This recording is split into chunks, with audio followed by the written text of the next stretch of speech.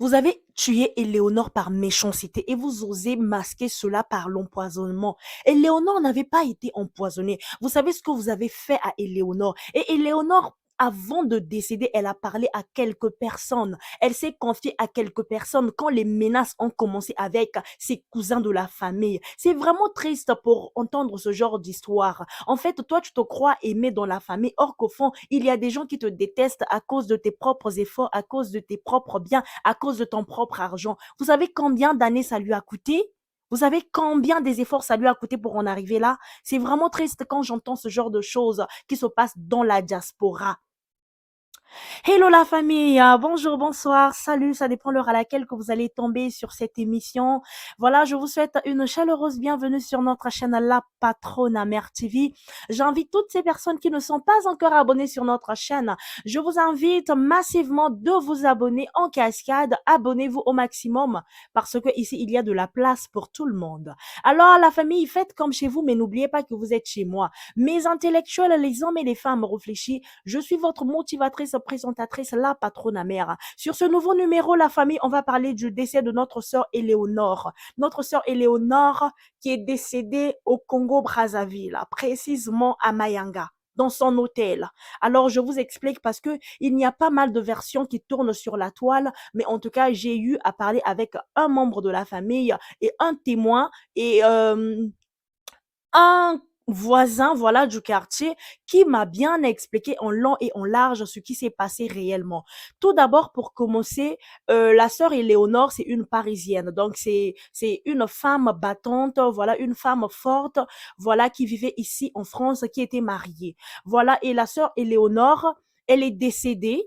Elle est décédée suite à la maltraitance, suite au coup qu'elle a reçu, suite à la torture qu'elle a reçue. Alors, comment ça s'est passé avant que la sœur Éléonore ne décède? C'était vraiment une sœur loyale. Elle était vraiment généreuse, en fait, envers sa famille. Elle était généreuse envers les gens qu'elle considérait, les gens qui lui portaient. Et tellement que cette sœur-là, elle était très déterminée à réussir. Malgré des hauts et des bas, vous savez bien que la France, c'est pas facile. En France, ici, on rencontre beaucoup de difficultés, beaucoup d'obstacles. Mais si tu es fort d'esprit, tu finis toujours par t'en sortir et tu finis toujours par réussir. Alors, cette sœur faisait partie des femmes battantes, des femmes vraiment fortes en France.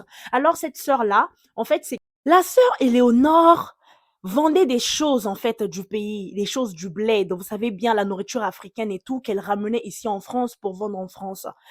Et d'un moment à l'autre, elle allait sur Brazzaville, précisément à Mayanga, là où elle avait son hôtel, bar, restaurant pour aller travailler. Alors, la famille, nous savons tous comment ça se passe. Pour aller au pays, ça demande beaucoup d'investissement, ça demande beaucoup de préparation, ça demande beaucoup d'économie parce que rien que le billet, ça peut te coûter dans les 1 million. Rien que le billet, ça peut te coûter dans les 1,5 million. Ça dépend de la période que tu voyages. Deux fois, tu peux voyager en vacances où le billet est cher. Deux fois, tu voyages pendant l'année scolaire où le billet est, voilà, est un peu, voilà, moins cher. Je sais pas si c'est moins cher que je dois dire, mais bon, bref. Donc, la famille, la sœur Éléonore, c'était une femme battante parmi tant d'autres. La sœur Éléonore a diminué peut-être que de 10% de taux de chômage au niveau des jeunes qui traînaient dans la rue, des jeunes filles et tout ça. La sœur Éléonore a employé des jeunes filles et des jeunes garçons dans son bar, restaurant, hôtel. Alors, la sœur Éléonore était tellement généreuse envers sa famille. Elle, quand tu vas lui demander un service, elle ne te dit jamais non. Soit elle te dit attends, je t'en donnerai plus tard, ou soit elle te donne aussitôt. Alors la sœur Éléonore s'était confiée à quelqu'un avant de décéder. Elle a dit que j'ai pour habitude de, de venir en aide pour ma famille. Mais ces jours-ci, les gens ne comprennent pas que les temps sont devenus durs. Je ne travaille plus comme avant. Voilà, j'essaye un peu de me mettre au juste milieu que je peux, mais je n'ai plus l'argent à jeter par la fenêtre parce que là où je suis, je dois vraiment me battre, voilà, pour mon activité parce que c'est le seul bien que j'ai actuellement. Et donc là, en tout cas, Je dois montrer à mon mari que je ne viens pas au pays, voilà, pour passer du temps nullement, mais je viens au pays, voilà, pour qu'on réussisse notre vie. Et ce mari-là lui a beaucoup soutenu. Son mari lui a beaucoup soutenu. Ils étaient très complices, très amoureux. Et la famille, ce qui est étonnant, c'est que cette sœur-là, elle vivait dans son auberge. Elle vivait dans son auberge. Et les seules personnes qui pouvaient savoir où elle vivait, où elle se logeait réellement, c'était sa propre famille et ses proches, les gens qui lui rendaient visite. Et la famille, ce qui me fait mal dans cette histoire, les hommes et les femmes réfléchissent, s'il vous plaît, likez la vidéo, s'il vous plaît. Ce qui me fait mal dans cette histoire, c'est que la sœur Éléonore, bien qu'elle était généreuse, mais les gens n'ont pas vu cela. Bien qu'elle a rendu service à beaucoup de personnes, mais les gens n'ont pas vu cela. On dit le cœur de l'homme est mauvais. Le cœur de l'homme est tortueux. Le cœur de l'homme, vraiment, on ne peut pas comprendre un humain. C'est très dur. Quand tu donnes, on te dit que tu donnes trop. Quand tu ne donnes pas, on te dit que tu es égoïste. Quand tu ne fais rien aussi, on te dit que celle-là, elle veut montrer quoi qu'elle a réussi. La sœur Éléonore était très simple. La sœur Éléonore était très sympa, très, très sympa. Mais aujourd'hui, elle nous a quittés à cause de ses propres biens, à cause de son propre argent. En fait, en gros, les gens ont compris que celle-là, si on la laisse, tellement qu'elle est sage, tellement qu'on ne peut pas la manipuler si facilement, qu'on ne peut pas la voir si facilement. Si on la laisse, elle va s'en sortir. Tellement que c'est une femme forte, une femme battante. On l'a cherchée dans plusieurs voies et moyens. On l'a pas trouvée. Donc, ce qu'on doit faire, c'est qu'on doit monter un coup contre elle. Alors, c'est par là que son soi-disant cousin, son soi-disant neveu ont monté un coup contre la sœur. Ils ont monté un coup. Ils ont appelé les bandits, les bébés noirs, les braqueurs, pour ensuite aller chez la sœur. Donc, dans cette nuit avant qu'elle ne décède, dans cette nuit, les bandits se sont rendus chez elle. Et quand ils sont arrivés là-bas, vous savez bien comment ça se passe. Lorsque tu as la présence des intrus, des personnes armées et tout ça là, qui te veulent du mal, en fait, tu dois obéir à leur ordre. Parce que tu te dis peut-être qu'ils vont te laisser le choix de vivre. Ils vont peut-être te laisser une chance. Donc, du coup, tu es obligé d'obéir. Et les bandits se sont chargés de ravir son téléphone. Ils ont pris le téléphone de la sœur afin que la sœur n'appelle personne. Voilà, ils ont maltraité la sœur, ils ont torpillé, ils ont torturé la sœur et ils ont pris tout l'argent qu'elle avait sur elle. Ils ont pris tout l'argent qu'elle avait sur elle. Vous savez bien, je vous ai bien dit que elle habitait dans son héberge. Donc tout l'argent qu'elle travaillait, tout l'argent, ils ont pris sur elle. Et ça s'est pas arrêté là. Ils l'ont torturée ils ont torturé la sœur Éléonore à mort. En sachant que la sœur Éléonore, c'est quelqu'un qui avait des problèmes de santé, elle était diabétique. Vous savez bien que les gens qui ont le diabète, ils font souvent une chute de tension. Et donc, du coup, la sœur Éléonore, quand elle est restée sans force. Elle est restée sans force. Mais avant ça, ça avait d'abord commencé sur le problème de la parcelle, sur le problème de la maison. Déjà que ça se menaçait entre eux sur cette affaire de parcelle, sur cette affaire de maison. Et après, les soi-disant cousins neveux se sont décidés de lui envoyer des bandits chez elle, à son auberge. Et donc, du coup, c'est par là que les bandits ont tout pris sur la sœur. Quand ils ont tout pris, les bandits sont sortis de la pièce et refermé la pièce à clé. Les gens sont méchants, en fait. Quand les gens veulent te faire du mal, voilà pourquoi je dis, j'appelle à l'attention des Parisiens. Lorsque vous allez pour votre retour, s'il vous plaît, faites un effort de ne jamais rester seul, de ne jamais dormir seul. Parce que le monde d'aujourd'hui est très méchant. Le monde d'aujourd'hui est très bizarre. Tu fais du bien, on te dit que tu en fais trop. Tu ne fais pas du bien, on te dit que celui-là veut montrer quoi. Tu es orgueilleux. Donc c'est compliqué, c'est compliqué. Mais protégez-vous. Protégez-vous. Et cette histoire-là veut être masquée sur l'empoisonnement. Et donc, c'est par là que les bandits ont refermé la porte. Après, eux, ils sont partis. La sœur Éléonore, quand elle est restée, sans force, sans voix, on l'avait tellement maltraitée, on l'avait tellement torturée que elle est décédée dans sa chambre. Elle est décédée dans sa chambre et personne ne l'a su. Et quand les gens ont commencé à appeler, mais on ne la voit pas, mais pourquoi elle ne donne pas des nouvelles? Mais elle est passée par où? Et tout, et tout. Son mari en France a commencé à s'inquiéter. C'est par là qu'ils se sont rendus chez la sœur Éléonore, là où elle était hébergée, dans son hôtel, bar et restaurant. Quand ils sont arrivés là-bas, ils ont senti l'odeur. Ils ont senti l'odeur du cadavre. L'odeur, ça sentait plus bon. C'est par là qu'ils ont défoncé la porte. Quand ils ont défoncé la porte, ils l'ont trouvé dans un état critique, dans un état que tu ne peux pas supporter. Quand tu vois, tu ne peux que pleurer en fait. Quand on m'a envoyé des photos, je ne peux pas les mettre sur YouTube. C'est trop grave, sinon YouTube va bloquer la vidéo. Quand on m'a envoyé des photos, j'ai eu des larmes. J'ai dit, comment un humain peut faire ça? Vous allez maltraiter, vous allez torpiller, vous allez torturer la femme de quelqu'un, vous allez torturer l'âme de quelqu'un, la sœur de quelqu'un, la fille de quelqu'un. Vous n'avez pas le cœur, vous n'avez pas de sœur, vous n'avez pas de mère, vous êtes né d'où? Vous êtes sorti de quelle planète? Vous avez quel genre de cœur en fait? Ça fait mal à la famille, ça fait mal.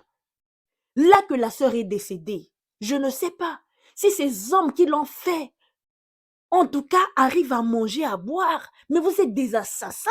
Vous êtes des sorciers, vous êtes des koulouna. Comment on peut faire ça à quelqu'un? Comment on peut faire ça à quelqu'un à cause de ses propres biens, à cause de sa propre richesse, à cause de ses propres efforts? Vous savez ce qu'on endure ici en France? Vous savez comment la vie elle est compliquée? Vous savez comment c'est dur de se réveiller le matin, de prendre le métro, aller travailler, de rentrer le soir, de faire à manger, de s'occuper encore de ses enfants, de préparer la journée de demain, de dormir que 4 heures de sommeil, de se réveiller encore le lendemain, vice versa, la vie de tous les jours, métro, dodo, stress, angoisse, il y a des factures à gauche, à droite, tu as des difficultés de fois pour avoir des papiers, tu as des difficultés de fois pour être logé, tu as de fois des difficultés pour prendre en charge ta propre vie, tes propres enfants. Vous savez comment c'est dur? Vous savez combien on galère? Peut-être que les gens ne vous l'ont jamais dit. Mais quand on arrive en France, on perd au moins 5 ans de notre vie. 5 ans de notre vie. Le temps que tu te casses, que tu cherches d'abord un hébergement stable. Le temps que tu cherches des papiers. Le temps que tu cherches la stabilité financière. Le temps que tu te battes, que tu aies des papiers. C'est pas facile. Vivre à l'étranger, c'est pas facile. C'est pas donné à tout le monde. Il y a des gens qui ont essayé et qui ont fini à repartir en Afrique. Les gens ont essayé, mais ils ont fini à être rapatriés parce qu'ils n'en pouvaient plus, ils s'en sortaient plus. Ici, tout est payant, de l'eau, le courant, le transport, tout, même le sel, tu peux pas demander chez les voisins. C'est pas comme en Afrique où tu sors, tu peux aller manger chez ton oncle, tu peux aller manger chez ta tata et tu reviens à pied. Ici, non, c'est des longues distances. Nous sommes toujours dans des villes différentes.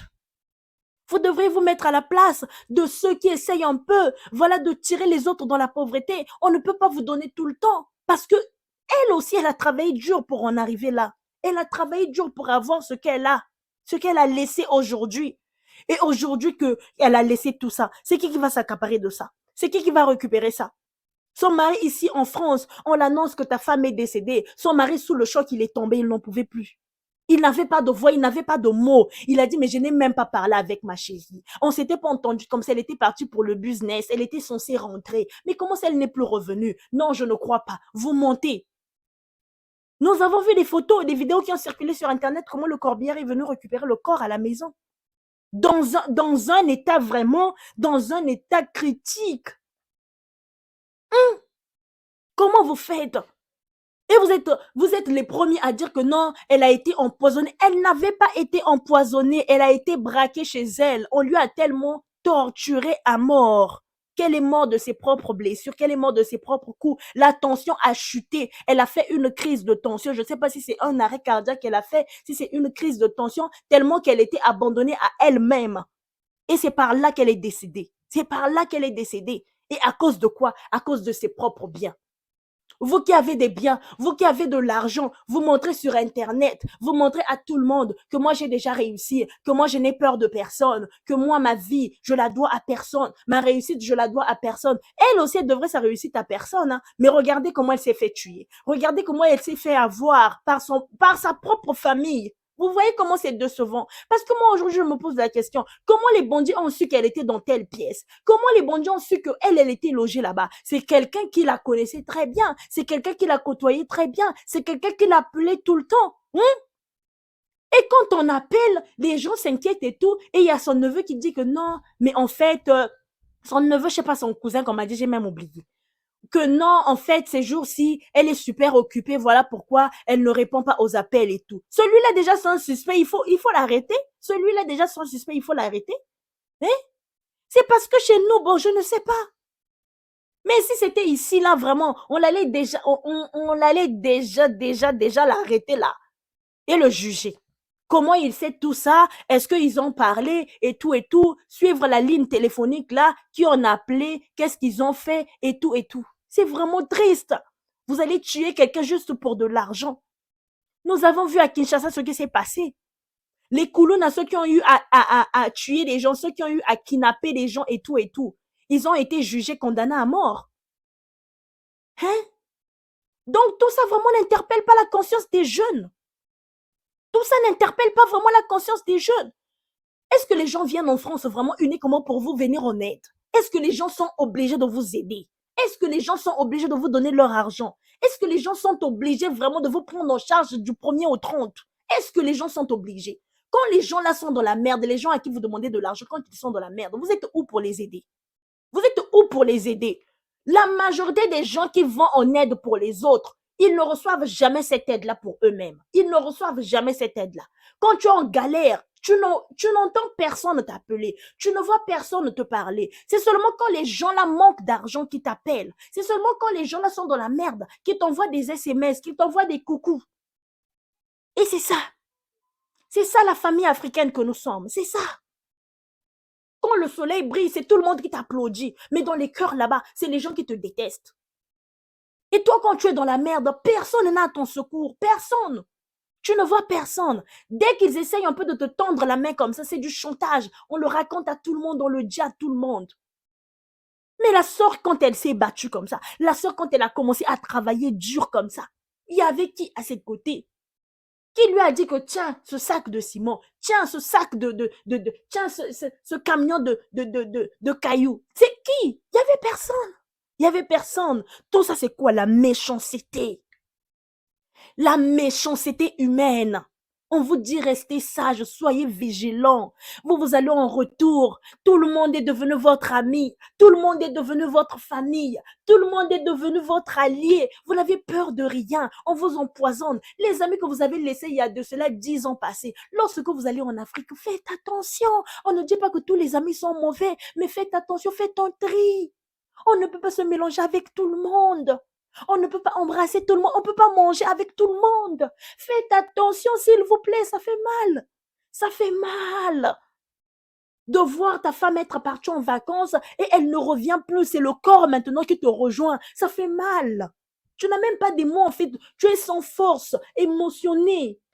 Tu ne sais plus quoi dire. Maintenant que vous avez tué la sœur Éléonore, vous avez eu quoi? Vous avez eu quoi? Hein? Ôter la vie de quelqu'un à cause de ses propres biens. Ôter la vie de quelqu'un à cause de ses propres efforts. Je pense que ceci devrait interpeller la conscience de beaucoup d'entre nous. Vous savez, les Parisiens vont au pays parce qu'ils ont de la famille. D'abord, les Parisiens vont parce qu'ils ont de la famille. Ils considèrent leur famille, voilà pourquoi ils vont au pays. Mais ils ne vont pas pour se faire voir, pour se faire avoir. Non! Mais vous, tellement que vous êtes méchant, vous croyez que les Parisiens, quand ils viennent au pays, c'est pour vous montrer ce qu'ils sont devenus. Non, c'est pas ça. Il y a beaucoup de pays où on peut aller se distraire. Il y a beaucoup de pays. Et ça encore, en fait, ça met une méfiance pour venir au pays, en fait. Ça met une méfiance pour venir au pays parce que tu te dis, si je vais là-bas, bientôt, il y aura, voilà, cette histoire d'empoisonnement, cette histoire de mauvais sort, cette histoire de jalousie, cette histoire de sorcellerie. Donc, je te pose la question, en fait. Et il y a des gens, on entend parler de ça, hein. Il y a des gens même qui vont dans leur pays et qui ne disent rien, qui viennent pour les affaires, ils font ce qu'ils ont à faire et puis ils rentrent en France ici, tranquille comme de rien n'était. Mais après, vous dites quoi que non, ils sont méchants. Comment ils peuvent venir dans leur propre pays et pour ne pas chercher la famille? Mais quand on cherche la famille, des fois, il y a des histoires comme ça. Ça fait très mal. Ça fait mal. C'était une femme joyeuse, c'était une femme accomplie, une femme épanouie, une femme forte, une femme dynamique, une femme vraiment très sociable. Ça fait mal, la famille. La famille, s'il vous plaît, faites un maximum de partage, s'il vous plaît. C'est un problème triste, mais en tout cas, ceci doit se faire entendre dans tous les oreilles. Ceci doit parler tout le monde. Ceci doit interpeller la conscience de beaucoup d'entre nous. Soyons sages, restons vigilants. C'est pas parce que vous êtes nés ensemble, c'est pas parce que vous avez grandi ensemble, c'est pas parce que, voilà, que vous avez réussi au même moment que tout doit aller bien pour vous. Non, faites attention. Faites attention parce que vous ne connaissez pas le cœur de l'homme. Le cœur de l'homme est tortueux. Faites attention. Regardez cette jeune femme qu'on a arraché la vie à cause de ses propres biens. Et combien de fois vous? Faites attention, s'il vous plaît. Voilà la famille, là, je dis merci à toutes ces personnes qui ont été là du début jusqu'à la fin de cette vidéo. J'invite toutes ces personnes qui ne sont pas encore abonnées, en tout cas, abonnez-vous massivement, abonnez-vous sur notre chaîne, abonnez-vous en cascade au maximum. Là, je dis merci, pourquoi pas, à ma queen d'amour, la queen de la SAP, Mama Kimia Sarah TV. Voilà, avec son cœur, notre boss Georges Montou. En tout cas, merci à vous, merci pour tout ce que vous faites. La sponsor officielle de la patronne à Mère TV. Restez branchés, scotchés sur votre chaîne, comme je vous dis toujours. On se dit à la prochaine sur un nouveau titre avec un prochain numéro. Là, je vous dis, c'était votre motivatrice, la reine des analyses, la patronne mère. Bye bye.